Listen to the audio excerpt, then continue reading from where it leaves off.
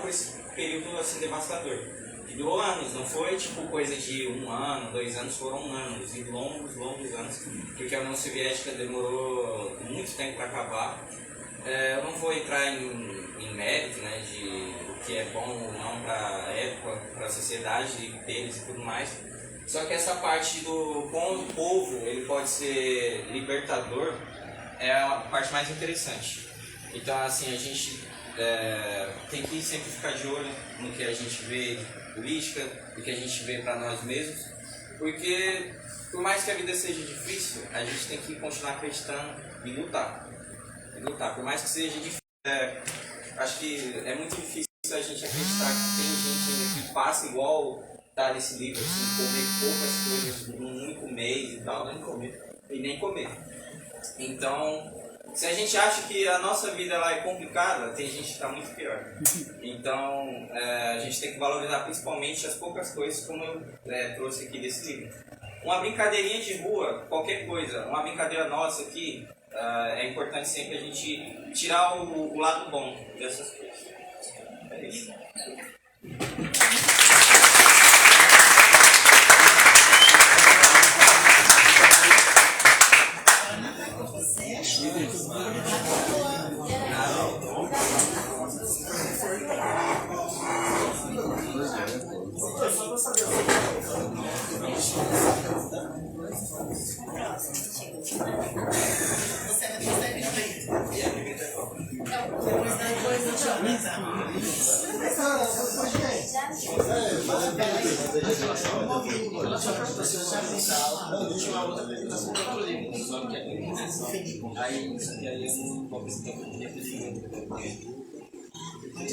Sejam bem-vindos.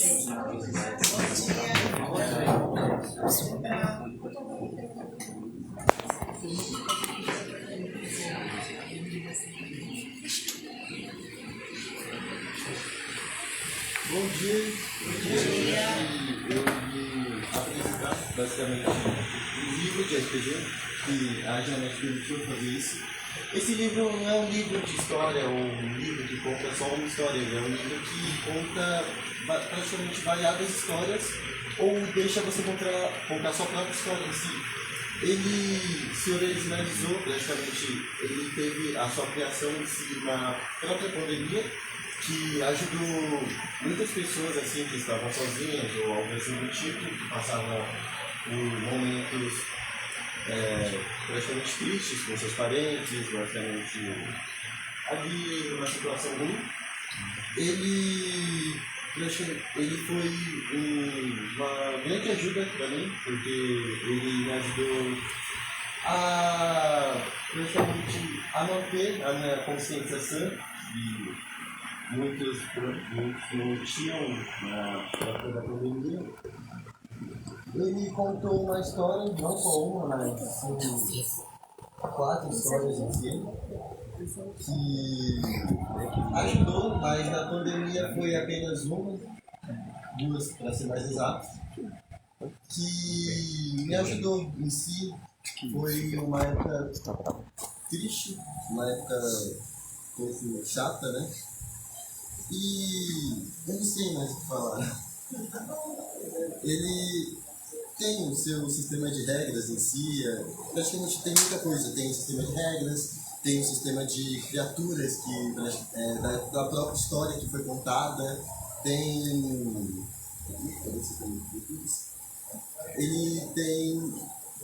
Ele permite você criar a sua própria história em si, com a base do que aquilo foi criado em meio daquilo. Ele permite você ter a sua imaginação livre, ele faz com que você interaja mais, faz com que você pense mais um pouco. E é isso que eu quero falar desse coisa. Eu tenho que falar. É porque não tem muito o que falar da história em si, porque é uma história fictícia que baseia no mundo paranormal, em criaturas que vêm para a nossa realidade, e tem uma sociedade secreta que defende os que não sabem desse lado da realidade. E é isso, não tem muito o que falar.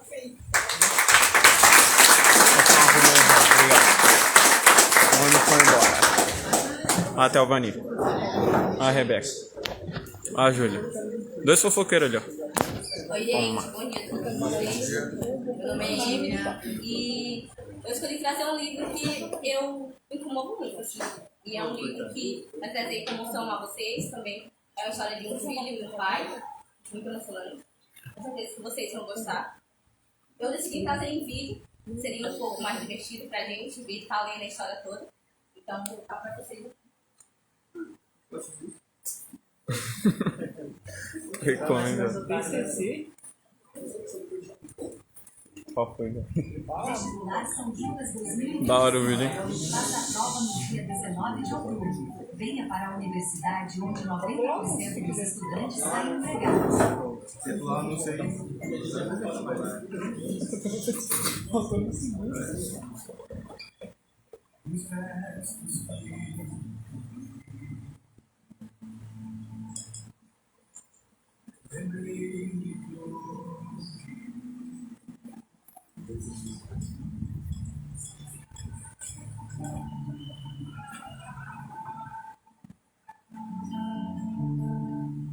Na casa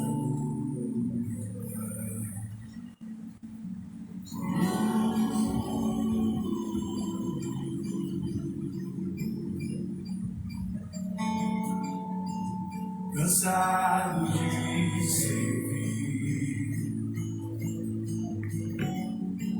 juntei minhas coisas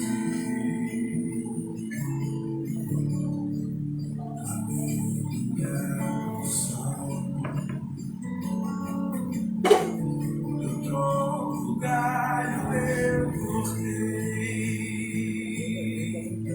Eu roubei do meu pai, no afã de ser livre, me prendi. Escravo do meu querer, buscando prazer, com porcos eu comi.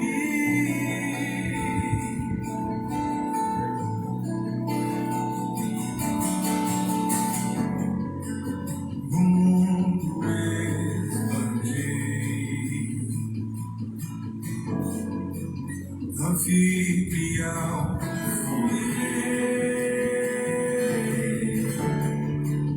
Comprei deleite vãos, mas no vazio me encontrei. Queria retornar, distante despertei. Se o vejo morarei, não servo seus menores.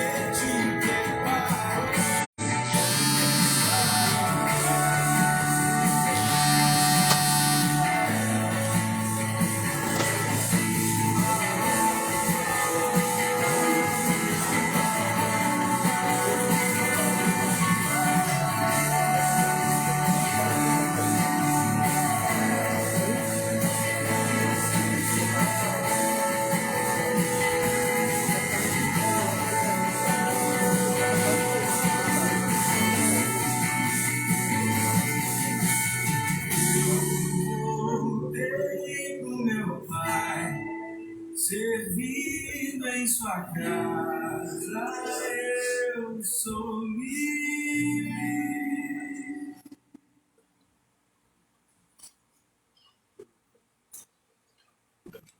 Essa história fala de um pai e um filho, né? No começo da história, um filho e um pai ele tem muito dinheiro. Então tem dois filhos. Um filho que ele trabalha com o pai e o outro não. Então esse filho que não trabalha com esse pai, ele decide o quê? Pegar a herança dele e sair. E sair pra festa, balada, curtir a vida, que só a vida dele toda, né? Então nesse momento que ele sai pra curtir a vida, ele se pega sem dinheiro, sem nada pra fazer. Então ele se pega sem mais o que fazer, sem mais o que mais eu vou gastar. E ele acaba gastando todo o dinheiro dele. E sendo assim, ele tem amigos também, que acaba, quando o dinheiro dele acaba, eles acabam desistindo dele também. Então ele acaba ficando sozinho. Esse momento que ele fica sozinho, ele vai trabalhar em um lugar, que é um dos chefes, do patrão dele. E nesse lugar, ele serve comida. E nesse momento, nem o patrão dele dá comida para ele. Então ele pede comida e o patrão dele não dá. Ele serve comida para os porcos. Então nesse momento que ele se sente angustiado, com fome, ele vai comer a comida dos porcos, que é esterco, várias outras coisas misturadas. Então nem o patrão dele dava comida para ele.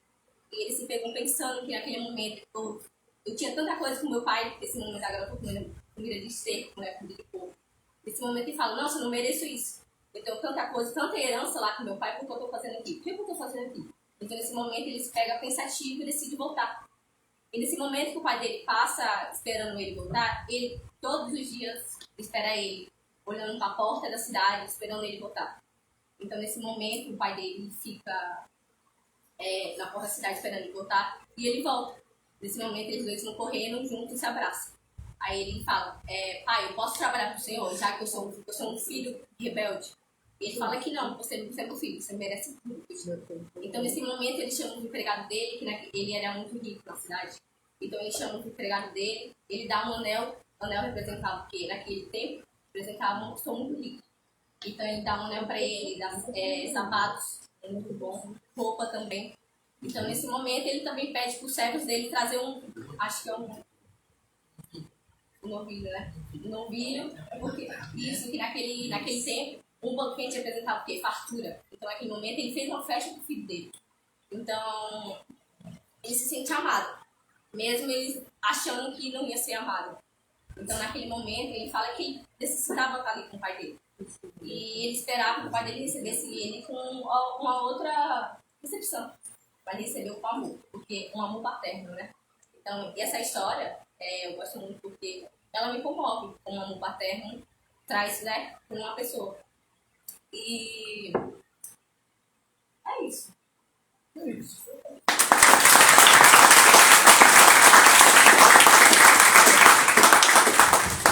Muito obrigada, Evi. Gostei. Há uma pesquisa, o livro mais lido é a Bíblia. E a Bíblia, ela tem várias narrativas, né? E que a Emily trouxe pra gente uma parábola, o filho pródigo. Ele estava perdido, mas ele se encontrou, né? Por conta de tantas dificuldades e angústias e tristeza que ele passou. Muito bem, gostei. Aí agora a gente tem uma passagem, né, que o pai fala. Sim. Que o filho dele não é o que saiu, é o que voltou. Né? Exatamente. Isso é muito importante. Isso O que mesmo. mais me marca lá, na parte, é que ele acha que vai voltar para trabalhar com ele, né? Vai ser o escravo do pai dele. Mas ele fala que não. Vai ser meu filho.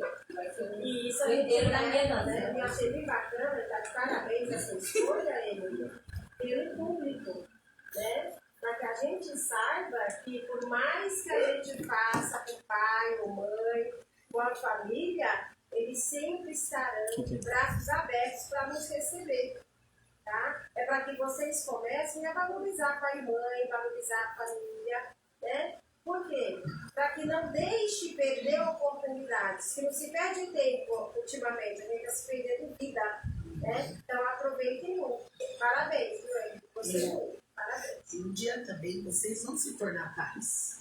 Lembre que o momento mais difícil do seu filho você tem que acolher, né? É o que a Emily falou, né? Ele veio com o pensamento de que o pai, não, você vai trabalhar. Não, ele acolheu com muito amor, tá certo? Então agora a gente vai ouvir Nicolas.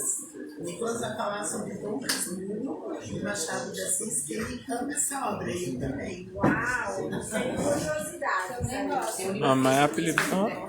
Tá vendo alguém aqui? Seu pai tá aqui, né? Pra quem não sabe, na verdade ele geralmente é um pouquinho maior, mas esse aqui é um pouquinho menor, tá ligado? Esse aqui.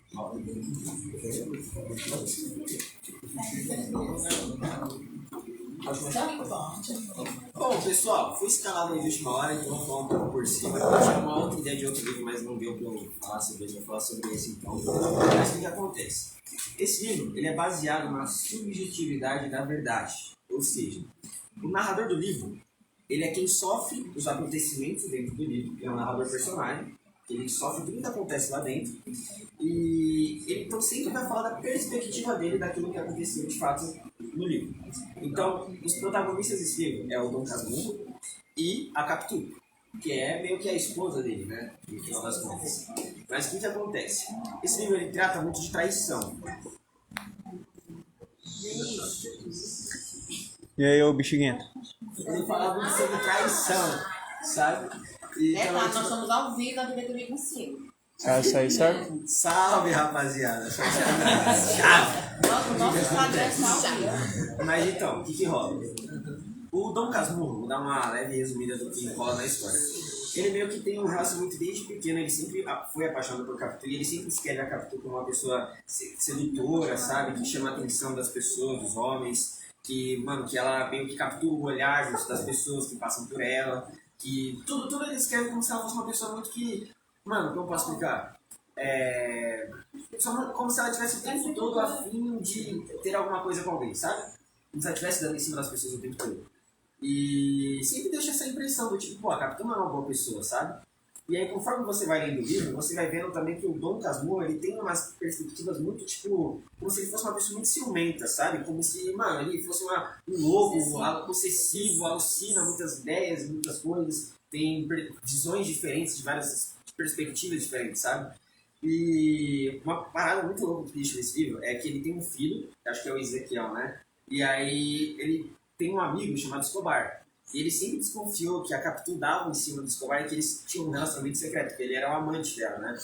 E aí o que rola? Ele acha o Ezequiel muito parecido com o Escobar, desde que ele nasceu, assim, sabe?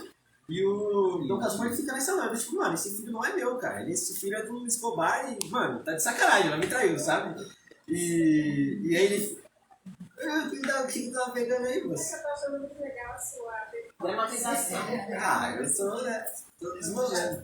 E aí o que pega?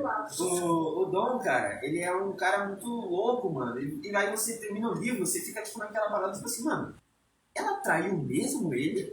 Ou é uma noia muito louca da cabeça desse cara? Porque, tipo assim, você vai vendo e você lê uma vez, você lê duas vezes, você lê três, eu já li um monte de vezes, tá ligado? Mas você lê várias vezes, assim, você sempre sai desse livro com uma opinião diferente, mas, tipo assim, você nunca confirma que essa é a opinião. Você só sai, tipo, essa é uma possibilidade do que pode ter rolado, sabe? É muito louco, mas acho que é isso. Só uma resumida rápida, uma pincelada rápida, e bora pro próximo. Tamo junto, rapaziada. Parabéns. Forte abraço, meus irmãos. Pessoal, vamos convidar também o professor Fernando. Você vai falar sobre a gordura. Ele tem uma palavrinha, né? Não é ler, é falar sobre a gordura. Pode soltar o... Bora. Vai na frente. Eu nem preparei. Bora, cartão amarelo. Eu nem preparei o discurso. Pode soltar aí por Pode falar? Pode. Falei, gente, ó, parabéns. Eu me senti honrado de ser convidado por vocês, participar desse café literário. Fiquei muito feliz. Eu vi aqui uma meninada aqui que estão com parabéns, o professor está de parabéns. Leem, né? Tem bastante, sabem falar. Uma das minhas aulas uso muita interpretação e eu vi que vocês me desenvolveram bem. Parabéns. Agora, que livro que eu li? Eu li diversos livros, né? Agora, em mente, assim, não vem nenhum. Mas eu gostei muito da história da Emily, que ela fala do filho pródigo. E é um livro que eu tenho assim prática. Eu gosto de ler muito a Bíblia, tenho uma afinidade com ele. E é um livro que muda a gente. A gente tem um outro olhar sobre a nossa vida, né? Muito legal. E a forma como eles colocaram foi bastante tocante, porque ali me marcou bastante. Bom, muito obrigado.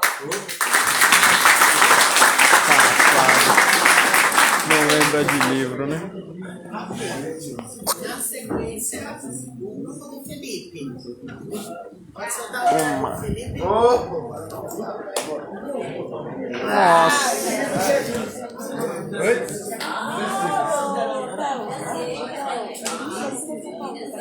Bom dia, classe. Bom dia, gente. Edna, Samuel, professor Denise. Não, calma, Vasco. Primeiramente agradecer todo mundo, né? Pela presença, né?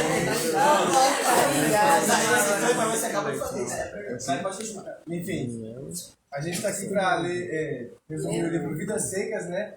Que a gente leu numa aula da professora Janete. E a gente achou interessante, né? No começo a gente achou chato pra caramba. Sendo bem sincero assim. Exatamente. Mas depois que a gente foi lendo um pouco, e a Thelvani também comentou que ela já leu esse livro, que esse livro contava um pouco da história dela, não, né? Mas tipo, resumia bastante como que era a vida do nordestino. Esse vídeo tocou, esse livro tocou a gente, né? Tocou do nosso professor Thelvani, né? Que a gente gosta muito dela. Então, exatamente, ela falou. Exatamente, a gente tocou muito nesse livro, né? Que cara, tá bruxadante. Bom, o livro Vidas Secas, ele é um livro que mostra a realidade do sertão nordestino brasileiro de uma forma bem cru e angustiante, sabe? Que muitas das vezes não dá muitas, como eu posso dizer, fios de esperança para você ver que algum personagem do livro vai ter alguma felicidade alguma hora. Você pensa que só vai acontecer coisa ruim. Sinceramente, foi o que eu senti que ia acontecer. E tipo, a força do livro tá na forma de como o Graciliano Ramos, ele é bem direto com... Bem direto não. A forma dele de transmitir a... realidade descritiva, né? Mostrar a desumanização, como a desumanização pode levar alguém a uma... Como é que é? Uma forma mais primitiva, sabe? Agir de uma forma mais selvagem, agressiva, para conseguir alguma coisinha, alguma mínima coisa, sabe? E é isso. Vamos agora o resumo do livro. Por favor, leia só o resumo do livro, irmão. Só pra gente dar uma clareada aqui, o que a gente tá falando. Claro, eu vou ler aqui, né, sobre resumo, né? Essa parte aqui, irmão. Pode ler essa primeira parte, por favor. A obra começa com a família fugindo da seca. Em busca de um lugar para sobreviver, eles encontram uma fazenda abandonada e começam a trabalhar para um patrão. Fabiano, um homem rude e analfabeto, é submisso ao patrão e à violência da sociedade que oprime sua esposa, Sinhá Vitória.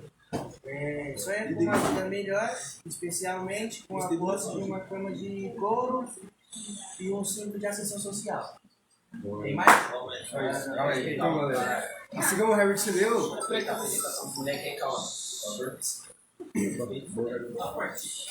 Posso continuar?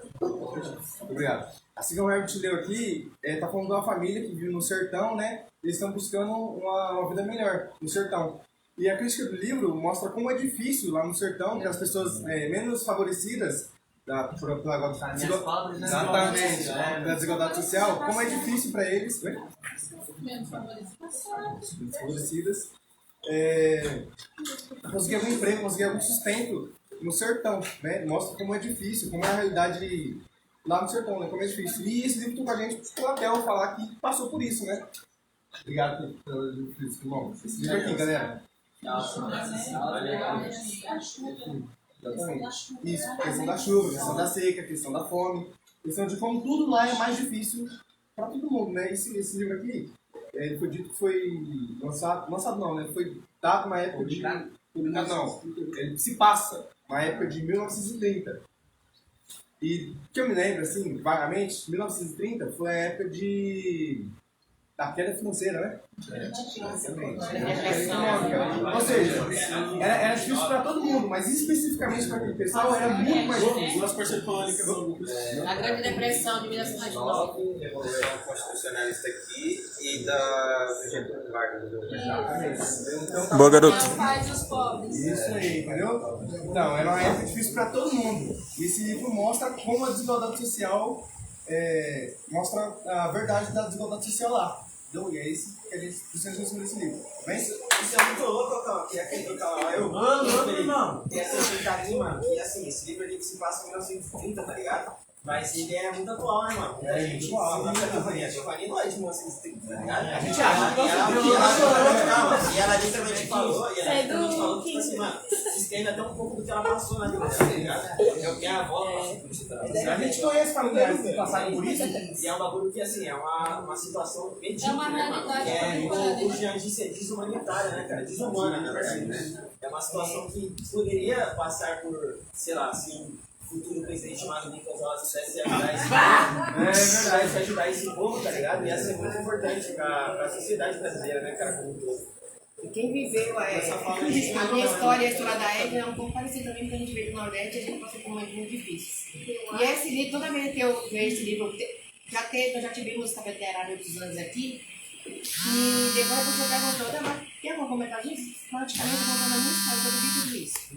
E eu comecei a contar um pouquinho da minha vida, da dureza que eu vivi, andando em cima de caminhão pó de arara, sendo retirante de um lugar para outro, porque a gente estava seca no lugar, a gente tinha que morar para outro, procurar um lugar onde podia plantar, onde viver aquela questão toda. E a gente, assim, era muito pobre, a família de 7 filhos, né? Então os animais levavam as cargas e metiam a pé. A mãe com na barriga, puxando os cachorrinhos atrás. Então, assim, morar em casa, que não tinha parede, só teto, coberto, né? Buscando lata d'água na cabeça para tomar banho, comer e toda essa cidade. Então, assim, eu vivi isso na minha infância. Eu vou dizer, não tive infância, né? Então, assim, essa história, quando eu vi, já me remete ao meu passado. Eu gostei desse livro, eu gostei muito da inferência que você fez, né? Foi uma crise, né? O Graciliano escreveu essa obra em 1930, logo em seguida, né, devido à quebra do mundo, né, que nós tivemos uma crise financeira mundial, e na sequência já veio uma guerra mundial, né? Então tudo isso foi contribuindo para que as pessoas não tivessem mesmo perspectiva de vida. E quando eles falaram assim, eram as menos privilegiadas, sim. Por quê? Porque o mundo todo estava em crise e a região norte e nordeste ainda sofria com a questão climática, com a natureza, e não chovia. Então, nessa época, de 40 a 70, foi onde teve bastante retirantes, né? Tanto é que teve uma época que o povo do Nordeste saiu muito para construir Brasília, para construir outros estados, São Paulo, né? Então tinha muito, além, o que eu quero trazer com isso? Além do problema da seca no Nordeste, quando viam, eles continuavam explorados da mão de obra barata. Por quê? Porque só mudou de lugar. Só que eles vieram, né, em busca de algo melhor. Infelizmente é uma região esquecida do nosso país. Hoje não mais. Hoje está muito rico lá. Hoje nós temos vários movimentos. Hoje nós temos várias instituições lá e ações voltadas para isso. Então hoje o movimento está inverso. Hoje as pessoas estão voltando para uma vida melhor e hoje o sustento lá está muito maior. Então hoje está uma situação inversa. Mas eu gostei quando vocês colocaram a questão da obra, não foi a obra pela obra, não, foi a questão mundial, o contexto social. Parabéns, você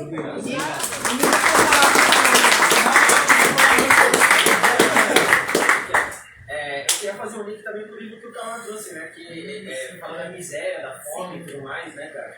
E tipo assim, é uma parada que não acontece só aqui também, né? Mas tipo, eu queria falar que, tipo assim, o Calma ele citou uma parada que ele disse dele, que é a gente não pode julgar, por exemplo, a nossa situação de falar, pô, a gente tá na merda, mas tipo assim, ele tem dinheiro, tá ligado? Tem gente que na Ucrânia passou fome e gente que todo dia, santo dia passa fome o tempo todo, tá ligado? Então é uma parada, como eu digo, se a miséria é uma merda, tá ligado? Com todo respeito aí, podia só falar mais. Vai ser grande no contexto. Boa, garoto. Continuando, nossos alunos Carlos e Leonardo, por favor. A miséria é uma miséria.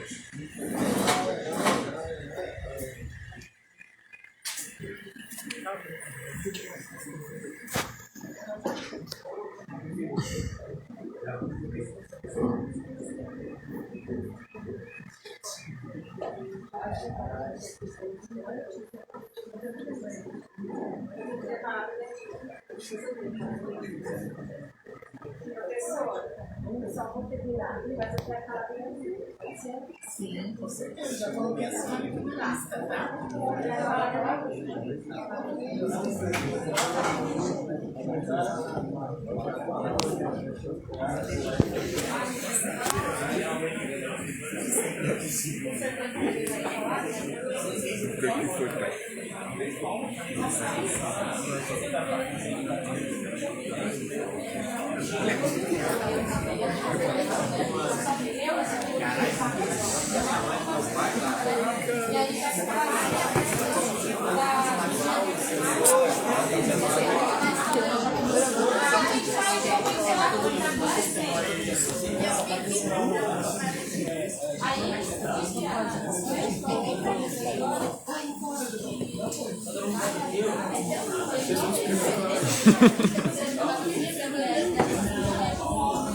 Você já tá aloprando já.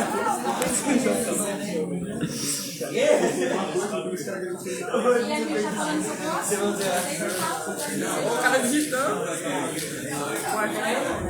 É o nome desse cara. Eu sei, mas é o Garcia. Eu sei, tô por aqui. É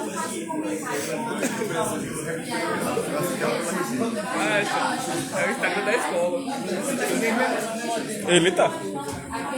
Ele tá. Escola. Saiu. Deu rei. Não quis ser aceito.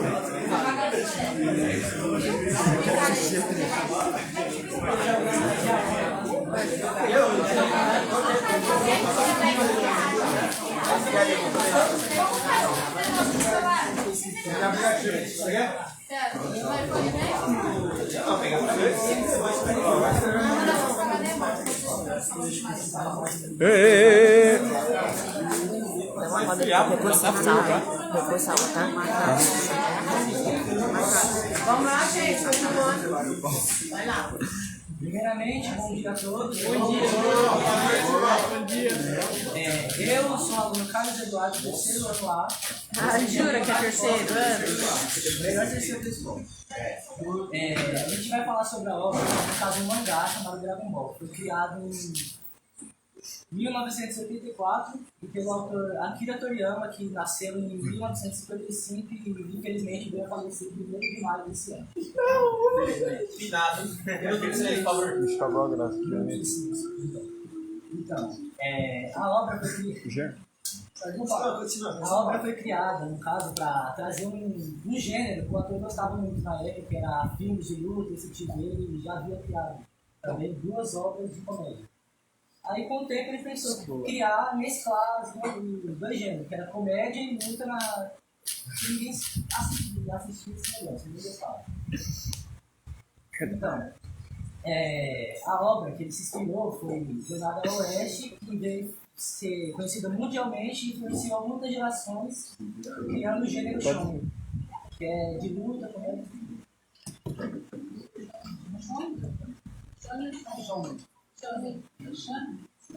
Shonen. É de luta. Luta com comédia e aventura. Eu tenho que foi pra Thiago, né? O arco foi do pai do chão. A história do Dragon Ball, o Akira criou 2 obras de muito sucesso. Japão, não lembro agora, muito sucesso assim. audiência máxima sim e de venda de livro no mangá também. Só que eu me gostava muito de audiolivro e queria criar uma. Aí eu falei assim, Akira, então cria uma obra de luta, mas não dá dinheiro, né? No Japão especificamente. Luta de mangá não era muito comum, ninguém ligava. Assim, isso é ruim, era só comédia e romance. Era só do que eu queria. Ninguém queria. Então aquele olhou e falou assim, vou pegar uma comédia que eu já criei e mostrar pra luta. E esse livro era do Oeste, e é a história do Sukome, que foi um fotógrafo japonês, e criou Dragon Ball. Então, duas obras. A ideia do Akira não era fazer uma obra complexa, porque ele fez comédia. Ele gostava de dar risadas e brincar bastante. E aí que foi um negócio que ele pegou isso.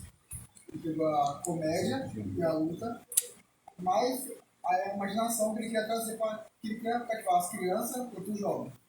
Então, Dragon Ball é uma história, não é uma história complexa, que nem o cara comentou assim, vou me dar o pena de fome, né?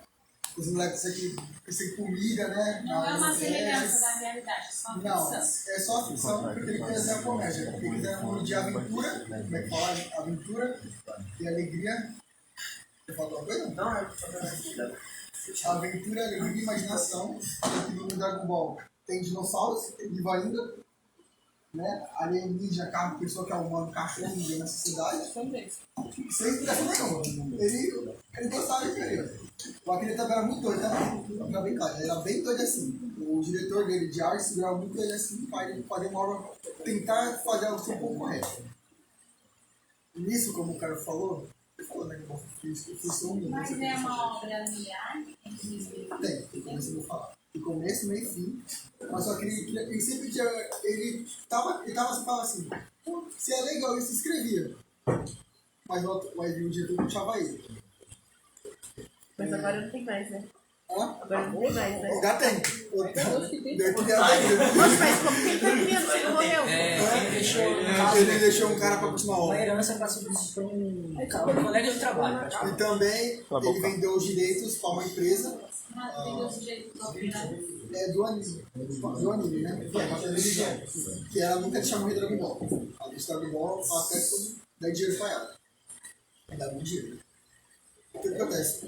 O Akira trouxe um gênero novo, o Shonen, e um protagonista que, pra época ali, nunca foi visto. Que ano começou, Zé? Dragon Ball?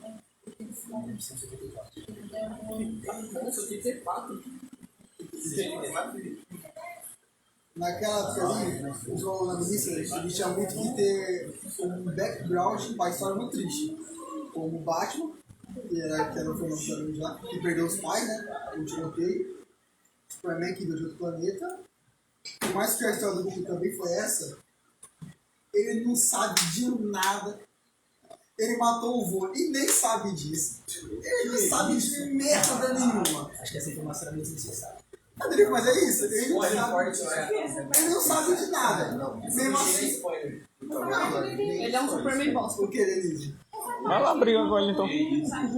Não, ele matou o avô numa noite. Ele matou o avô uma noite. Porque ele tem à noite, uma cheia. Como é inspirado na história do Rei Macaco, ele teve à noite, ao olhar a lua cheia, ele se transforma como um macaco gigante. Ele perde totalmente a consciência. Um macaco não é uma visão, né? Ele matou o avô nessa noite aí. E não sabe. Matou o avô. Mas tem que. Mas ele sabe que ele tá morto? Sabe. Às vezes não sabe, né? Sabe que o aranha em todas as versões ele tem que salvar alguém. Você não sabia O que fez o cativar com o Dragon Ball foi o seguinte. O Goku, ele é alguém raso, ele não tem dificuldade nenhuma na história dele. Ele é alguém até que burro. Ele não sabe ler e escrever até hoje. Mais de 40 anos de idade que ele tem. Mas o que ativou foi que ele era inocente e puro, e bondoso. Onde ele via, não podia ver alguém matando uma formiga, que ele ia lá e matar a pessoa. Um protagonista que era gordinho, ele também não era legal, ele era gordinho, engraçado, do coração mais puro que tinha. Isso foi o que mais cativou o povo assim.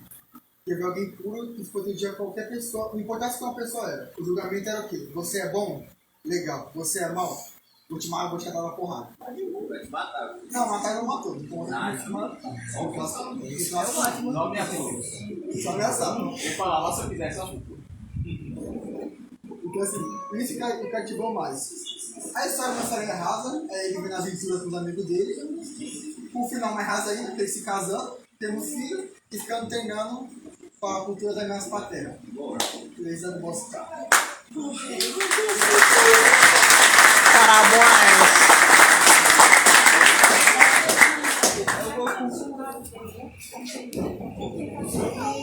Sou eu agora? Não, deixa eu falar. Eu também. Fico muito comovida em ver, né, os meus alunos esse desenvolvimento tão significativo. Porque, olha, eu me lembro do Carlos que abriu a boca na sala de aula e contando agora história, ensinando, a professora aprendeu. Né? O Léo também, gente. O Leonardo, ela eu sabia que o Léo falava. Nunca vi o Léo falar. Achava que ele era mudo. Então agora, gente, o Denison, né? É o Du? Ah, sim. O Eduardo e o Denison, por favor. Mas leva o negócio ali. Nossa, olha que cara feio. Quebrou a câmera do celular.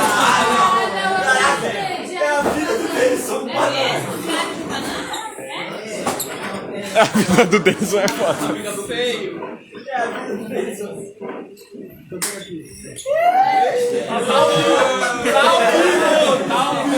Boa, garoto. Com madames aqui no presente, tá ao vivo. Bom dia, classe. Bom dia. Eu e o Denison aqui, a gente vai falar sobre a série de livros Diário de Banana. Eu vou falar sobre especificamente o 1 e ele vai falar sobre o 2.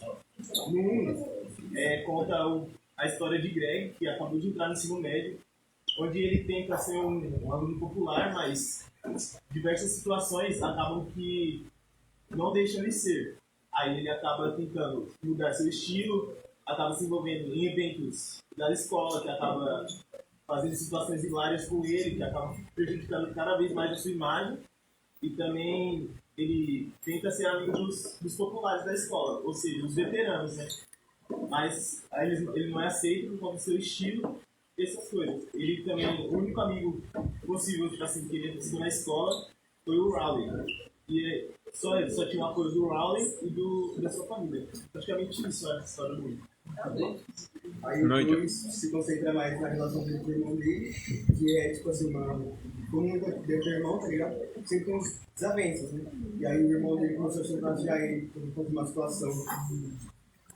Ele foi na piscina lá, acabou entrando no vestiário feminino, e aí quando percebeu ele ficou muito envergonhado, ficou meio cara vai todo. É atrapalhado. Atrapalhado, isso eu quis dizer. Ele é denso. E aí, ele é azarado. Como o Eduardo disse, ele tenta ser popular na escola, só que pelo fato de ser desastrado, se ele tá errado, se ele vai tentar consertar essa coisa e acaba piorando a situação. Aí, tipo assim, em resumo, o humor do livro é muito típico, né, com a série. Tem observações engraçadas sobre os desafios da adolescência e essa é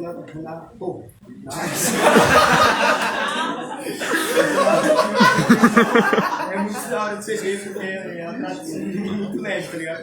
É basicamente isso aí. Então, muito legal, parabéns.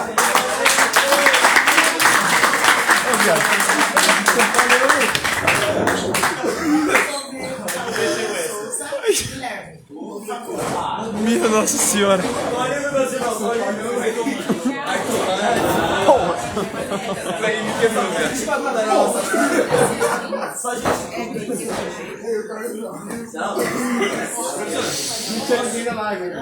botou um ataque. Oi, pessoal. Hoje vamos apresentar um conto chamado A Cartomante. Vamos apresentar o livro. Fala do homem. Já fecha a página. É só abrir outra. Não, pode fechar essa aí. Não, pode fechar. É só abrir outra que a gente vai usar.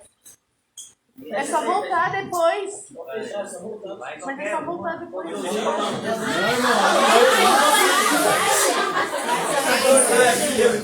Eu ia Bate aí, bate aí.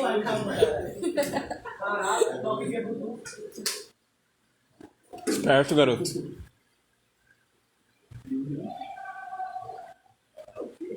Depois do Menino sabe Guilherme, escrever. a gente vai dar a palavra para a dona Edna e depois a Gi, tá bom? Giane.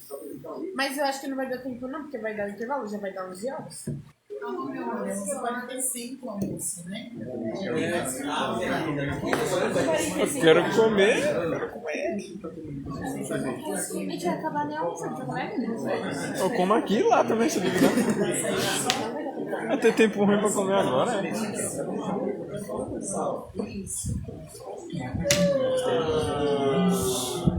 Viadagem do caralho.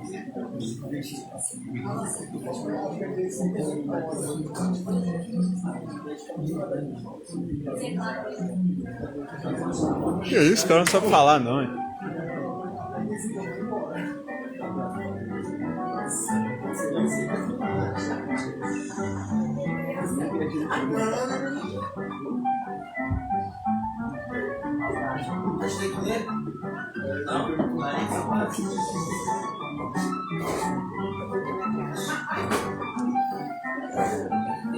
Quando cresceram, se separaram e cada um seguiu seu caminho.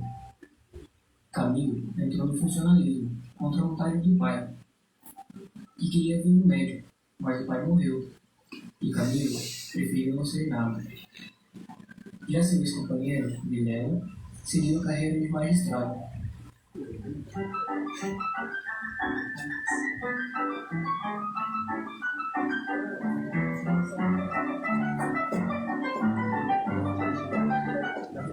Em meados de 1869, Vilela volta para sua antiga cidade, abandonando a magistratura para exercer a advocacia.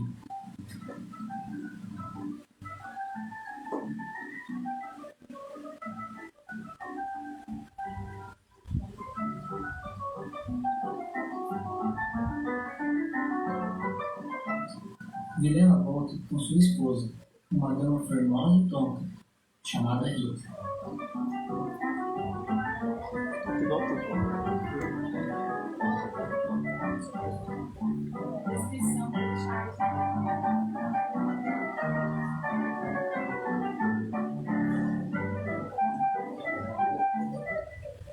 Os velhos amigos se reencontram e Camilo arranja uma casa para o casal para os lados do Botafogo.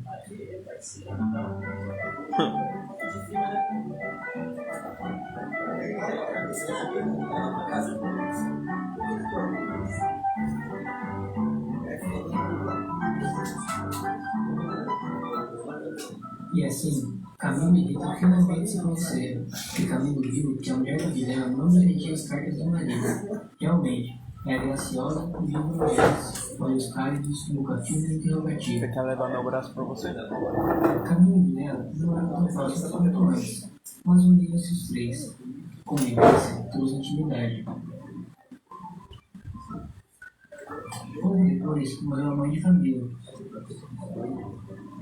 E nesse desastre que o foi, os dois mostraram-se grandes amigos dele.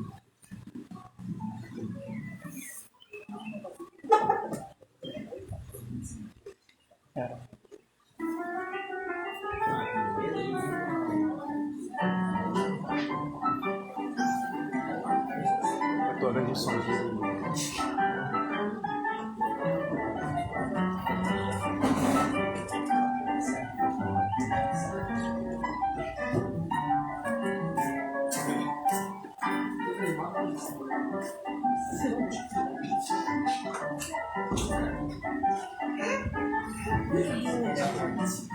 Vilela cuidou do enterro, dos sufrágios e do inventário. Rita tratou especialmente do coração, e ninguém faria melhor. E com o passar do tempo, Rita viu-se completamente apaixonada por Camilo, pois tornaram-se muito próximos.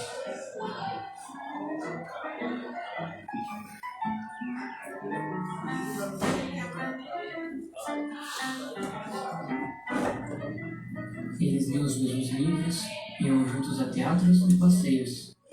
Camilo ensinou a ler as damas do xadrez, e jogavam as noivas. Ela amava. Ele, para lhe ser agradável, pouco menos mesmo. Camille quis sinceramente fugir, mas já não pôde.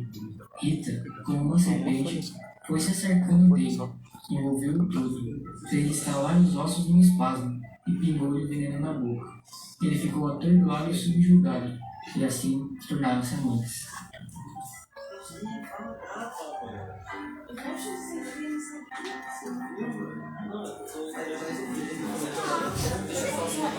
Meu Deus do céu.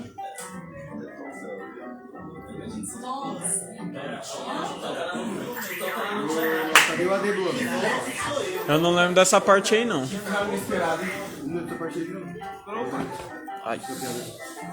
9 minutos, amigo.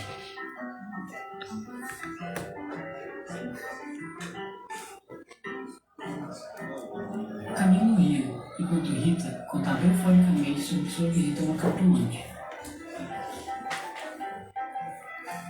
Pode ir. Os homens são assim. Não acredito em nada, pois sabe que eu fui.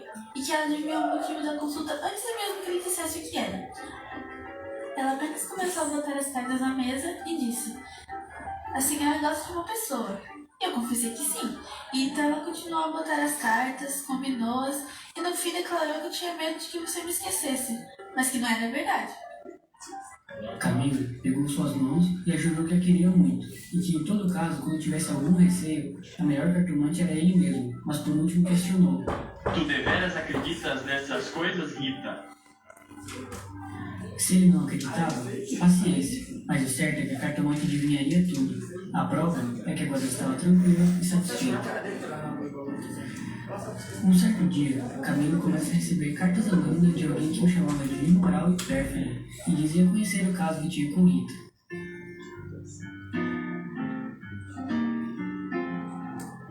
E com medo e desespero, resolve se afastar e para de visitar a casa do casal, gerando estranhamento em Vilela.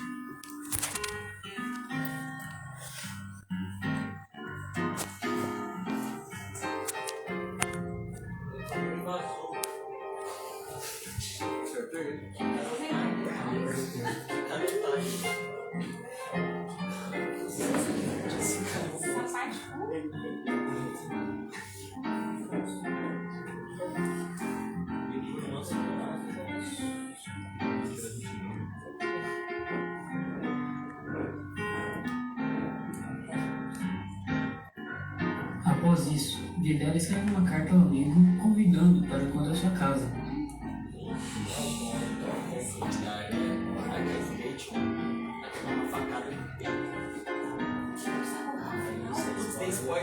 Camilo fica seguro, tem medo, mas resolve ir.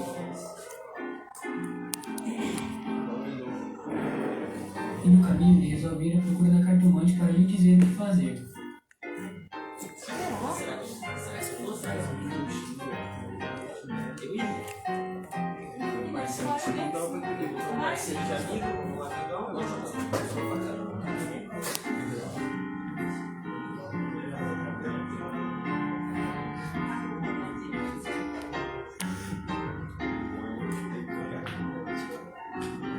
Camilo diz a cartomante que está com medo do que pode acontecer. Mas a cartomante tranquiliza e diz que pode seguir em frente tranquilamente porque não lhe aconteceria mal algum. E assim o fez em seguida.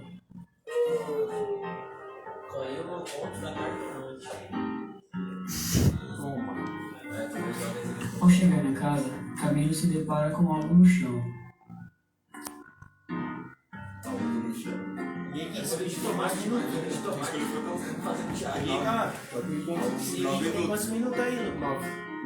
Ao chegar mais perto, não pôde sufocar o grito de desespero ao perceber que ao fundo, sobre o canapé, estava Rita, morta e ensanguentada.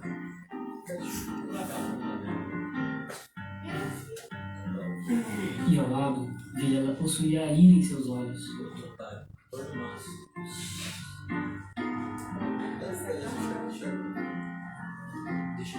Pegou o Camilo pela gola e com um tiro estirou o morto no chão.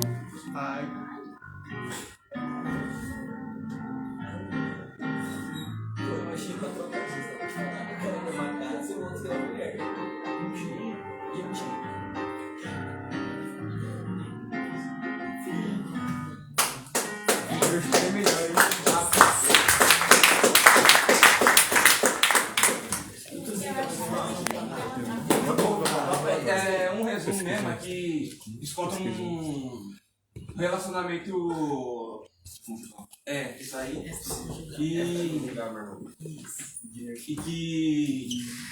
Que nós lemos esse livro na plataforma. Contando a história de Vilela e de Rita, que são casados, e Camilo, que era amigo do Vilela desde a infância. Quando um dia o dia que a mãe do Camilo morreu, Rita foi lá confortar o Camilo. Nessa eles... Gui, respira. Respira, meu irmão. Calma. Aí não vem. Só nervoso mesmo. Isso. Só nervoso mesmo. Porra.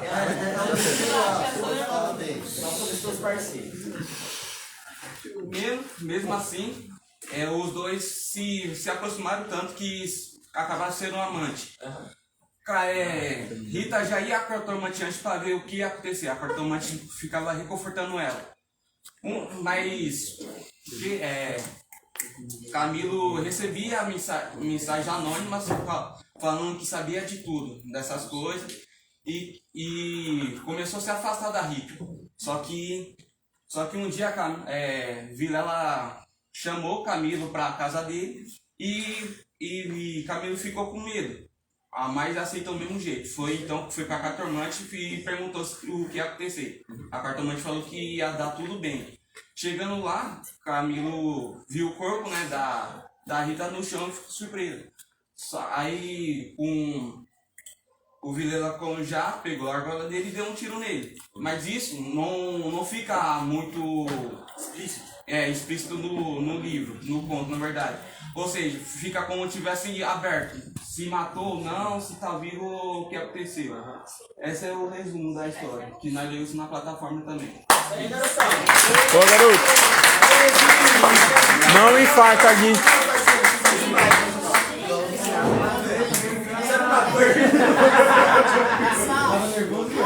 Agora vai apresentar o Aprender Sexta. Vamos dar abertura agora. É o currículo em ação. Você vai se focar, não pode. Além de diretora, escritora. Lascou. Vou conversar com vocês sobre o Aprender Sempre. Não brinca que com eu isso. vi aqui bem bacana, é assim. Então a gente vai falar, eu vou falar de várias situações dos livros que vocês leram. Né?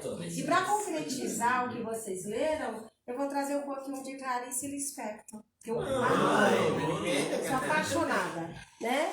E vou conversar com vocês, e quero que vocês, quem souber, me ajudem, né? Uma personagem principal, que é a Macabeia. Vou conversar com vocês sobre a Macabeia. Então, complementando o que os meninos falaram do Graciliano Ramos, Macabeia também era nordestina. Era uma jovem datilógrafa que veio de Alagoas. Veio para onde? Veio para o Rio de Janeiro. Buscar coisas melhores. Só que a Macabeia, né? Só que a Macabeia, ela tinha uma crise muito grande existencial. Era uma jovem desprovida de beleza, né? Diferente de mim, que eu sou a Bela, né? Era uma jovem desprovida de beleza, né? E assim como Macabeia, muitas outras jovens daquela época, elas ficavam invisíveis à sociedade, né? Então o livro todo, qual o nome do livro? A Hora da Estrela. A Hora da Estrela, vocês sabem. Disponível né? para leitura. E esse livro, Macabeia, ela transita toda uma história invisível nessa crise existencial. Quem sou eu? Ninguém me ama, ninguém me quer. Conflitos internos. Assim como nós, adolescentes, né? Então esse conflito interno de Macabeia, Nicolas, o que ela traz? E ela conhece no Rio de Janeiro, assim como outros personagens, tanto da Clarice quanto do Machado de Assis, ela conhece uma melhor amiga chamada Glória, né? E essa Glória, ela serve assim sempre de apoio para ela. Então todas as vezes que a Macabeia estava com essa crise existencial, ninguém me ama, ninguém me quer, né? a Glória ouvia muito, né? Aí o que a Glória faz? Aconselha a Macabeia, depois da história toda, né? Aí ela aconselha a Macabeia. Na época, o que acontecia? As pessoas gostavam muito, ninguém queria fazer nada. Então, qual era uma função principal daquela época? Do cartomante. Né? Assim como as personagens de Machado de Assis, Clarice também traz um pouco da subjetividade. Né? Aí o que acontece? Aí Macabeia vai a cartomante, lá quase no finalzinho do livro.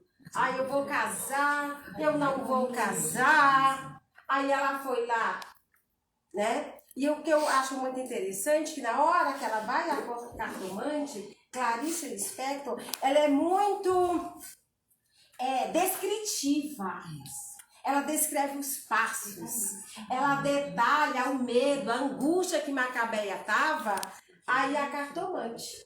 Aí assim como o Camilo, assim como o Dom Casmurro, eles vão à cartomante.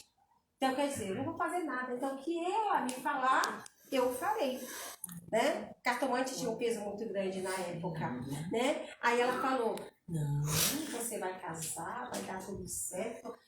Macabeia começou a rir, a ficar esperançosa. Então, eu vou arranjar um casamento. Olha que coisa. No dia que a Macabeia, feia de dó, né? Aí ela descobre que vai casar. Saindo da cartomante, o que acontece? Toda feliz. Eu acho que no livro todo foi a única vez que Clarice fala assim, ela se sentiu esperançosa. Esse termo que ela traz foi na hora que ela foi atropelada por uma Mercedes amarela. Vocês sabem por quê? A Clarice traz Mercedes amarela? Porque eu tô com dó da Mercedes agora. Vocês sabem por quê? Assim como os meninos falavam da crise existencial, São Bernardo do Campo, nessa época, estava recebendo a fábrica no Brasil. E quem era, só para finalizar, e quem era Macabeia? Macabeia nada mais era do que a própria Clarice. Clarice Lispector foi uma autora, foi uma personagem uma protagonista do sofrimento, da depressão, da melancolia, da tristeza. Então ela se viu, né? E ela se representou na personagem de Macabeia. Ok? Clarice Lispector morre, né? Ela morre um dia antes de completar 57 anos, em 77, né? E morreu de tristeza, então ela teve uma crise de depressão. E depois dessa crise ela descobriu também que tinha um câncer no ovário, que morreu. Então foi essa. Aí por que a Hora da Estrela? Porque, segundo Clarice, assim que Macabeia morreu, ela subiu aos céus e virou uma estrela.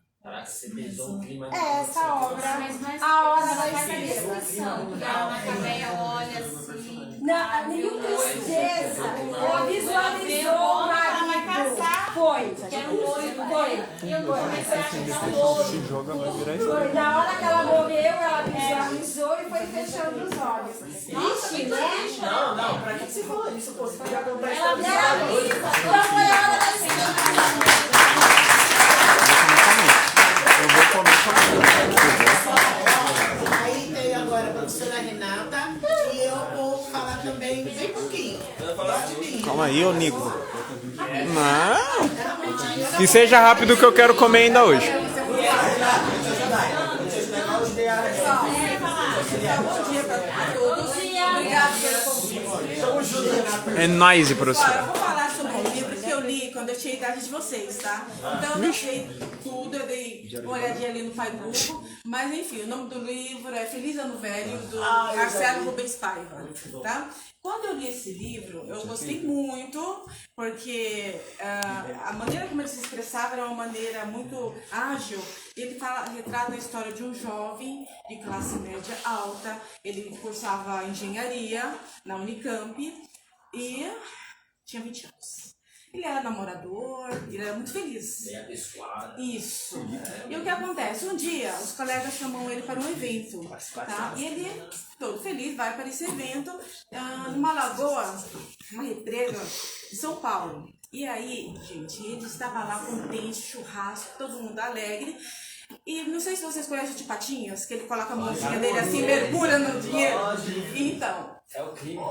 Marcelo, todo feliz, tá? É uma autobiografia, desculpa, tá? Vou retomar aqui que é uma autobiografia. Ele vai contar a vida dele no feliz ou no velho, nesse livro. E aí ele coloca a mãozinha dele assim e pula. Quando ele pula nessa lagoa, ele bate a cabeça e quebra. E ele não consegue, e na hora tudo paralisa. Ele consegue escutar as pessoas falando, Marcelo, Marcelo, e ele vê o sangue. E eu lembro dessa cena, que eu não assisti, mas eu me lembro da descrição, gente. Foi perfeito. Ele vai olhando assim, no fundo, e tudo vai ficando vermelho de sangue, e ele, todo mundo chamando, e ele não conseguia se mexer. Quando puxam o Marcelo, ele tá todo duro já, né? Aí levam ele para o hospital, ele fica muito tempo hospitalizado. E o que acontece com o Marcelo? Ele sendo muito namorador, vai descrevendo, as meninas que vão... Ele não queria, gente, que as colegas fossem visitá-lo. Por quê? Porque ele estava ali acamado, e ele já... Aquela aparência de jovem bonito, né? Não, ele estava careca. Ele estava com espinhas no rosto, ele estava todo debilitado, e ele ficava assim, com muita assim, tristeza, aquela angústia do Marcelo, que é, rapaz, tão feliz, e aquilo vai dando uma tristeza nele, mas os colegas queriam visitá-lo, né? E foram visitá-lo. E o Marcelo, nesse momento, ele foi passando por vários pensamentos, sabe, de angústia, tristeza. Ele era um jovem, ele era feliz na faculdade, e agora, o que vai ser de mim? Sabe? E ele sempre falava, por um ato inconsequente. Sabe? Ele queria se mostrar para os colegas. Opa, ó, que é o de Patinhas. Ó. Sabe essa coisa que vocês têm? Assim, opa, vou fazer, eu sou legal? Da hora? Então foi isso que ele fez. Só que deu muito ruim. E isso assim, acarretou um problema para a vida inteira. Né? Um jovem, bem, né, de vida, né? Família... classe média alta, e aí ele fica acamado. Bom, resumo da ópera. Depois de tudo isso, ele cita na obra que o pai dele foi... Vai lá para 64, porque o pai dele... A polícia bate e leva o pai dele. Tudo acontece... Fala que o pai dele é comunista. Porque o pai dele, na verdade, era jornalista, era deputado. E tinha essa visãozinha aí. E naquela época era assim, pessoal, se vocês tivessem um pensamento contrário... E aí a polícia batia na porta aí, era quem? Da ICOD? Quem era? Batia na porta, gente, e levava a pessoa e nunca mais apareceu o pai do Marcelo. E isso, ele tem essa angústia, ele fala sobre isso no livro. Ele hoje, com 60 anos, ele está em cadeira de rodas, ele ainda fala do pai dele. Sumiço, o corpo nunca apareceu, tá? E ele escreve uma coluna para o jornal, sempre falando opiniões, ele é muito inteligente, né? E é isso, gente, a história do Marcelo é assim, é de um garoto, de um homem, de um menino, que poderia ter ficado muito feliz, mas pelo fato de um ato inconsequente. Todos nós temos esse momento na vida de querer brilhar, não sei como que funciona. Eu sinto assim vocês muito, né, açoitos, que vocês prestem muita atenção nas suas atitudes, para que o futuro de vocês... O Marcelo, ele pensava que ia ser engenheiro, que ia brilhar, e não, ele acabou sendo escritor. Isso aí. Tá? Que vocês tenham consciência dos seus atos, das suas atitudes, pensem bem, cuide-se bem, queiram-se bem, porque a vida tem que dar muito valor. Que, apesar de todo o dinheiro, não conseguiu tirá-la da cadeira de rodas. Tá? É isso que eu devo falar para vocês.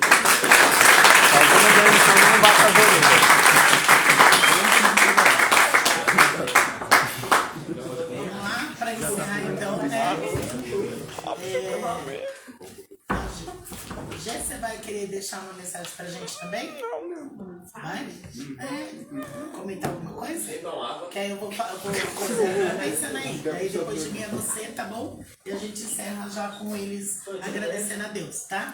Bom, gente, ó. Pode ir ao banheiro. Então vamos lá, ó. Então vamos lá. De tudo que a gente, né, ouviu aqui a gente carrega no nosso coração, na nossa mente, sentimentos muito bons. Isso faz parte da nossa vida. Isso é o amor. O fato da gente estar junto, mesmo eu trabalhando, nós trabalhando, vocês estudando, aprendendo, gera aí um sentimento que é grandioso, que é o amor. E esse amor faz com que a gente respeite um ao outro, que a gente vá lembrar de um ao outro. Desculpa se eu chorar, porque eu sei que vocês já estão indo embora, né? Vocês já estão indo para a vida. E Deus vai estar abençoando vocês. Tenham fé, tenham esperança e muito amor. E eu gosto de vários escritores. Se eu for falar aqui, eu amo Clarice Lispector, eu gosto da Cecília Meirelles, eu gosto de José de Alencar, Machado de Assis, e aí vai. Eu gosto também de um escritor que ele foi apóstolo de Jesus, o apóstolo Paulo. E ele escreveu uma carta, ele escreveu várias cartas. E uma das cartas foi em Coríntios, para a igreja de Coríntios. E aí lá no capítulo 13 ele fala assim, ó, a excelência do amor. Então ele diz assim, ainda que eu falasse a língua dos homens e dos anjos e não tivesse amor, nada seria. Seria como metal que soa ou como sino que tine. Ainda que eu pegasse toda a minha fortuna e distribuísse aos pobres, mas se eu não tivesse amor, nada disso me aproveitaria, nada seria. Se eu ainda tivesse todo o conhecimento de tal forma que eu ajudasse os homens, mas sem amor, nada seria. O amor é benigno, o amor não se ensoberbece, o amor não maltrata, não humilha, o amor engrandece, o amor tem paciência. Quando eu era menino, eu falava como menino, pensava como menino. Mas agora eu cresci e tenho que pensar como um adulto, sempre com sentimento de amor. Há 3 sentimentos, a fé, a esperança e o amor.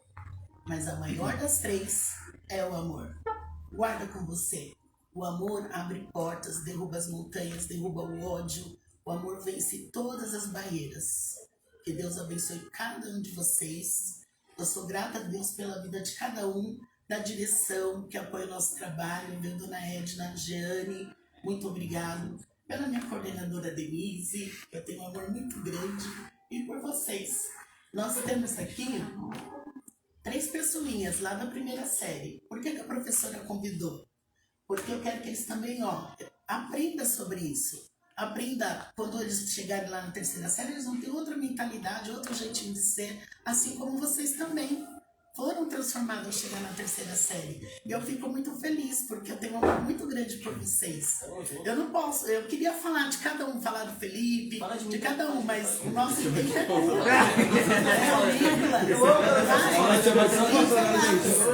Mas o nosso tempo é curto.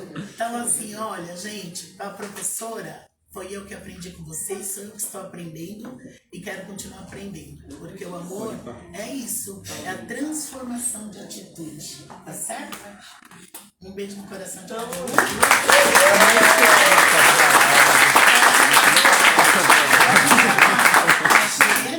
E logo em seguida, os 3 vão fechar, agradecendo a Deus através de um cântico.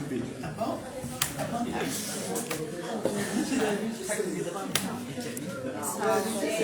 Eu quero falar para vocês que eu estou muito orgulhosa de ver vocês se expressando também, falando sobre as obras que vocês leram, vocês verem a importância que, da obra lida, que não é só o que a gente precisa de ler para a escola, porque você vai prestar vestibular, mas as leituras que são para a vida.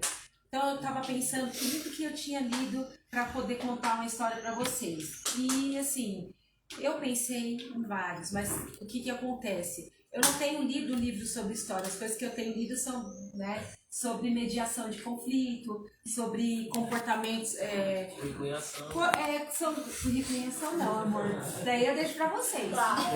Não brinca com isso. Eu tenho lido, assim, muito coisas relacionadas mesmo ao comportamento humano. Né? Porque eu lido com vocês, a minha área é mediação, então são as coisas mais que eu me interesso, que acabo vendo mais. Então isso daí não seria interessante ficar falando de teorias para vocês. Né? Mas assim, eu estou muito orgulhosa, eu amei esse trabalho que vocês fizeram, até com a Janete, né, os professores, outros professores que contribuíram com esse trabalho, e vocês estão de parabéns. Faça mais vezes, amei, gente. Foi muito bom e então de parabéns mesmo. Obrigado.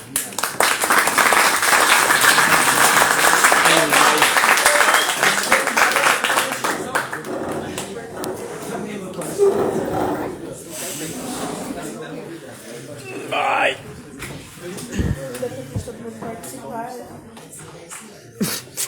Gente, agora é o encerramento, tá bom? Calma que a gente já vai nos próximos. Hoje é meu amigo de novo. Internet. Aprendi muitas coisas também, muitas coisas boas. Com certeza vão acrescentar na minha vida.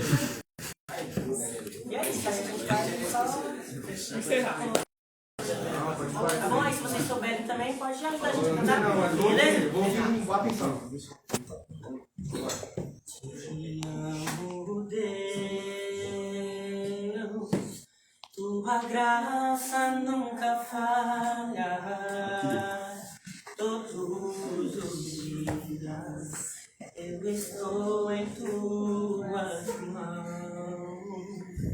Desde quando eu me levanto até o meu deitar, eu cantarei da bondade de Deus.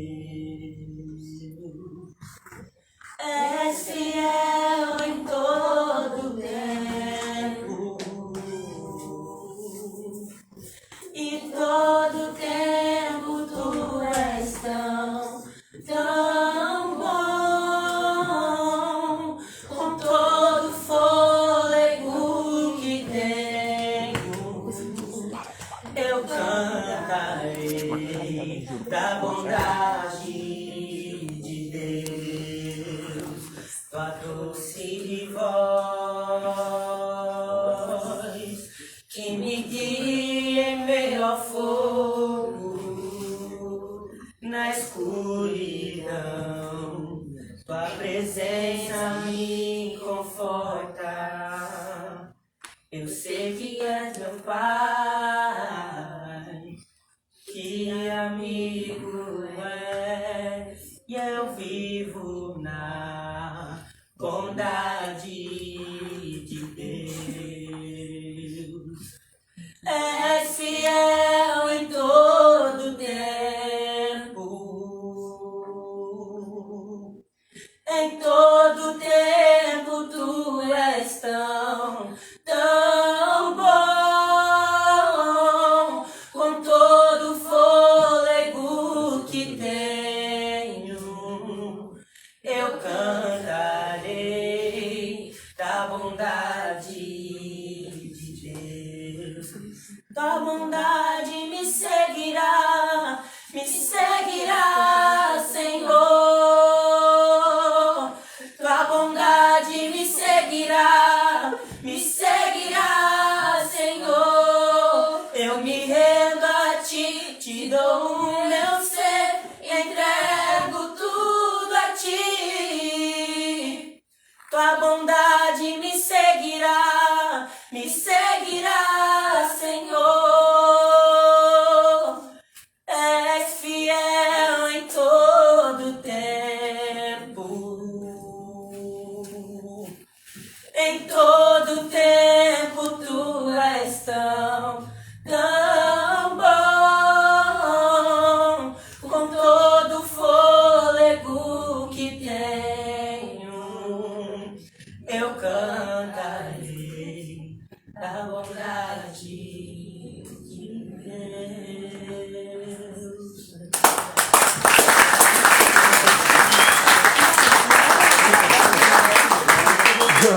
Beleza. Aí ele pediu aqui essa música, tá? Mas quando eu tava a gente come, né? Não, vamos comer. Ah, aleluia.